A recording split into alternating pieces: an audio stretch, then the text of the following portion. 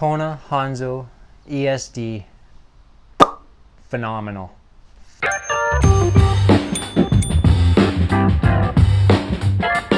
Dirty Force! Phenomenal bike.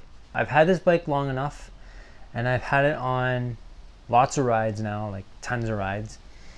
So I feel like now's the time I can dissect it a little bit for you. Kona Honzo ESD, extra slack, dude. So what I did was I bought the frame, just the frame from Kona, from a local bike shop, and I put on my own parts. So let me just run through. Grips, ODI, phenomenal grips. SLX 2-piston brakes, front and rear, with 203 rotors, front and rear. Phenomenal. And I think what makes those brakes so good compared to the 2-piston XTs that I used to have on the Trek Roscoe is the sintered cool stop pads that I have in the calipers. Those pads were recommended to me by my bike shop guy, and man, I am telling you, these brakes stop on a dime. I'm pushing my speed threshold more this year than I ever have, so I am noticing brake fade, but I don't do long, super fast descents on a regular basis. And I say super fast, for me, it's super fast, okay? What I would like to do is upgrade to a 4-piston front and keep the 2-piston in the rear. I think 2 pistons in the rear is more than enough, especially with the 203 rotor. But those brakes are awesome. I don't feel any difference, comparatively speaking, between the XTs and the SLX brakes. None whatsoever. The brake lever feels super good. So the bite points like bang. Yeah, they're really good brakes. So let me just quickly talk about the frame. It's steel, it's chromoly frame. So this frame weighs like 7+ pounds. So the bike weighs 33.8 pounds total. But whatever. The thing I notice most about this steel frame is it doesn't have compliance. Like a lot of people say steel has a lot of compliance. I don't feel like when I ride it, it has compliance. It's more like it has a feel, like a malleable feeling to it. I don't really know quite how to explain it, but it doesn't have compliance like, say, a wheel would have compliance. It has like a malleable, like deadened feel to it and sound. And I really like it a lot. Aluminum frame feel does feel more rigid. Whenever I rode my aluminum frame bikes, and then when I had the Common Sol Meta before this one, it was aluminum. It chatters, and that's just the way aluminum behaves. But when I got on this, it was completely different feel, like completely different feel and sound. The way the bike rides and how it sounds while it's going through chatter, it's just, yeah, it's a completely different feel and sound, and I really like it. I really like it a lot. I didn't know what to expect with the steel frame, because this is literally the first steel frame I've ever had. This frame, I love this bike. I love it. It's the best bike I've ever owned, ever. So while we're on the topic of frame, 63-degree head angle. So at first I thought, well, why am I getting such a slack bike? I can tell you without a doubt in my mind that it was like the best decision I have made on a bike. This bike is more than capable of doing any kind of terrain, any kind of discipline. It really is. This to me is like a do-it-all bike. I've got a bike that I can XC with, I got a bike I can Duro with, I got a bike I can downhill with. So I digress. frame, unreal. Let's talk a little bit more about what makes this bike so unreal, in my opinion. The Fox 36 Performance on the front, fantastic fork. It's 150 mil. I've got it set up at 20% sag, and it literally just eats everything in our local system. And I will go on record and say I was right, that a 140 to 150 fork is perfect for our local system. And really, it's perfect. That's the perfect travel for a hardtail. Because once you get on the hard, you have like the stapler effect on a hardtail. You have no suspension. So once you get on a hardtail and you set up sag, you're going to lose some of that head degree angle. So 150, perfect. Super slack, perfect, because like I say, it's a hardtail, so you lose some of that slackness, so it's perfect.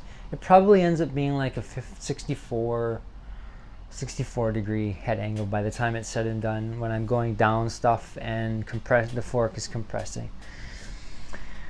SLX drivetrain, phenomenal drivetrain. Because I rode Dior all the time before, and my son still rides Dior, is basically the shifter feel. The clicks, very, very noticeable. Other than that, just weight, really. Dior is like phenomenal stuff. So save your money on the drivetrain, go Dior, it's bomb proof. But SLX, awesome. Got the SLX cranks, the cassette, the derailleur, and the shifter. So, and of course the brakes. But as far as drivetrain is concerned, SLX is just, it's phenomenal stuff. I mean, it's absolutely bomb proof, and it weighs a little bit less than Dior, and that's really, in my mind, the only reason why you would get it. It is a 12-speed with a 30-tooth front ring. So 12-speed, yeah, it's there. You know what I noticed with the 12-speed coming from the 10-speed is 12-speed is a little bit more finicky to set up. You can't backpedal on when you're up in the high gears, like first, second, and third. You can't backpedal because it just drops gears if you do that. That's the only thing I noticed with the 12-speed. Bike climbs great, phenomenal. I upgraded the dropper post. I had a KS Rage. I did not like that post. It was way too slow on the return. So I upgraded to a 1UP 210 dropper. This frame has an insanely short seat tube, which is another reason why I bought it, because I wanted that. This is a large, so it does have the gusset here, but this this seat tube is so short. But I can get the 1UP 210 dropper slammed all the way to the collar. So, and even that, I could have went to the 240, because I still have it up about 40 millimeters. Just phenomenal post. I've got it aired up all the way, factory recommendation. Yeah, just phenomenal post. I've got the bars and the stem from that came on the Commensal stock, so they're Alpha Ride bars and stem. The bars are 800 mil wide, 31.8 diameter. Same with the stem is a 30 mil, and obviously 31.8 diameter clamp. Yeah, the tires, Maxxis dissectors, front and rear, 2.6 width, 29ers. Phenomenal tires. First time on Maxxis rubber. Phenomenal. They hit that Goldilocks spot of being still quick rolling, and able to stop on a dime. Tons of grip in every situation, in any trail I've been so far. Phenomenal. They are set up tubeless. Again, something that's new that I've done on this bike is tubeless. I've finally converted to tubeless, and yeah, I like it. I like it. We're done now, bud. No flats, no nothing so far. So yeah, phenomenal. I run the front tire at 19 psi right now, and the rear tire at 25. So yeah, pretty awesome. Spank Spike Race 33 wheel set. I love those wheels. they look good, they ride good, they're light, and yeah, just phenomenal wheels. I have the Muck Off tubeless kit, so just in case you're wondering, I use the Muck Off stuff. I don't swear by it because it's literally the first kit I've ever used for tubeless. So have got no flats, so, and the tires never lose air, so got to say something good, right?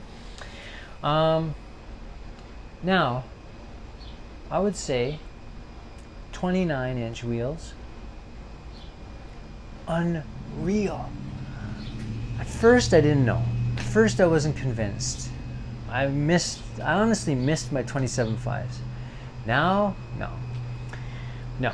This bike is so bloody fast. I don't know, because it's so low. There's a 319 bottom bracket height and a 60 mil bottom bracket drop. It's crazy. I just feel like I'm inside the bike when I'm riding it, and it feels like crazy fast. Probably faster than what I am actually riding. It feels like I'm going fast. The 29ers I know help with that, but man, I'm telling you, it just flies, this bike. It just flies.